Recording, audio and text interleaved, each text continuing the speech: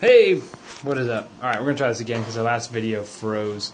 Not all that great. We're trying to learn this Periscope thing in this back office. So, we're trying this new thing. It's PB and Gaines Periscopes. So, as you can see, there it is. That's today's topic. We are going to be talking fat. So, let me set this here. Hopefully, it holds up right. Sitting to my left, your right, I guess, is...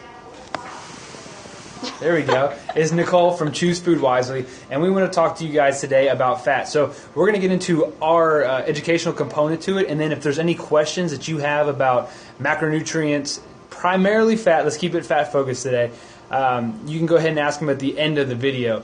So first off, I'll let Nicole introduce herself. Hello, I'm Nicole Fennell. I'm a registered dietitian, and I work a lot with Ben on educating people about just living off of real food. And a big question that I get all the time, and a lot of times a lot of my clients get really confused when the first thing that we start talking about is fat. So of course they come and want to know about how to lose fat, and so when I tell them that you need to eat fat in order to burn fat, they get kind of bothered by that. So that was a rhyme.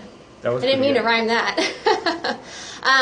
Anyway, so we like to do a lot of education about incorporating more fat into the diet, what fat does in your body, why it's so important, how to cook with it. So hopefully today we can give you a bunch of that information.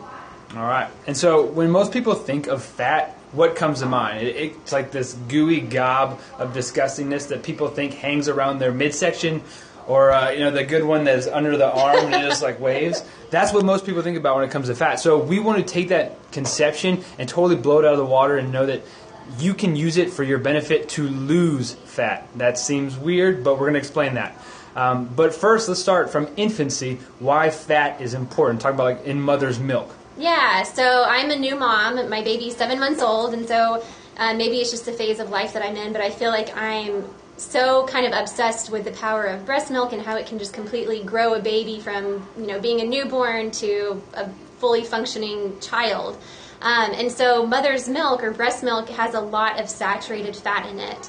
So if you think, for the past couple of decades, saturated fat has been really demonized, and doctors will tell patients to limit the amount of saturated fat that you get in your diet. But if you think about what babies are eating and when they're drinking the breast milk and it has a ton of saturated fat in there, you have to look back and think that, wow, saturated fat must be really, really important. And it really is. It's essential for growth and brain development. And so our brain is made up of mostly fat, and a lot of times mostly saturated fats, so it just goes to show you how important fat is. And, we don't only grow when we're from newborn through infancy. We're continuously growing throughout adolescence, and we're learning things in our teen and our formative years. And so we need that fat just for brain development and muscle movement and joint lubrication and all of that. So, fat is incredibly important to us. Now, before you guys go out and try and find breast milk on Craigslist, I want you to kind of understand, like, the saturated fat is all over the place. You can find it in a number of things, and we'll kind of get into a few of those food items later, but just understand, like, you don't have to go look for breast milk to get saturated fat. Just want to throw that out there. So she touched on the importance of it in breast milk and being able to grow throughout life, saturated fat, that is. So with brain functioning, because we were both mentioning earlier, we're kind of like, I have a little migraine, she is coming off of a sickness, so we're a little brain fogged. But saturated fat is pretty important for brain function. You going to get a little deeper in that? Yeah, absolutely. So like I said, our brain is made up majority of fat, and fat can be a fuel for our brains. So some really great brain fuel is something like coconut or coconut oil. Fish oils are really great for brain health, both for babies and adults alike. If you're not eating fish a couple times a week, just taking a really great fish oil supplement is a good option. Incorporating other sources of fat, so anything like a ghee or grass-fed butter, beef tallow, lard, duck fat, those are really great things to incorporate, more so for cooking. For dressings, you can do like olive oil or macadamia nut oil or something like that. Awesome. And since we talked about cooking, we're gonna work our way down because we're pretty big believers that cooking is the main health tool out there. So being able to utilize these fats within your own cooking in your kitchen, if you're going out to eat, being conscious of the fats that they are using. If they're using like margarine, you kind of want to stay away from those types of things. So when it does come to cooking with fat, she mentioned olive oil. We're going to talk about using it correctly. So with olive oil, it tends to break down a little differently because it doesn't have that stability to it. And I'll let her touch on that a little bit more, but just understand that there is different times that you can use certain fats in a more optimal sense. So what's the deal with olive oil? Yeah, so just to get a little science nerd, which I tend to do sometimes, if you think about the different types of fat, so a saturated would be kind of like a straight line, and a monounsaturated, like an olive oil, would kind of have a little curve, and then a polyunsaturated would have a lot of different curves. And so if you think in terms of stability, something that's saturated, like a grass-fed butter or ghee, is going to be flat, and so it stacks like that, which is, if you're building a house, you want your bricks to stack nicely. But if you have something that has a lot of points of unsaturation, so it has a bunch of those little curves in it, it's not going to stack as well. And so what that means is it's not very stable in terms of heating. So when you are cooking with a fat, you want something that's going to be a very heat stable. So ghee and coconut oil, the more saturated animal fats are really heat stable. But something like olive oil, which would be considered a monounsaturated fat or something that has 1 point of unsaturation, is better used as a salad dressing or a marinade or something that doesn't have any heat added to it. And so if you're cooking also with like any other sort of polyunsaturated or monounsaturated, it's probably not the best idea. That's better used for a marinade or salad dressing.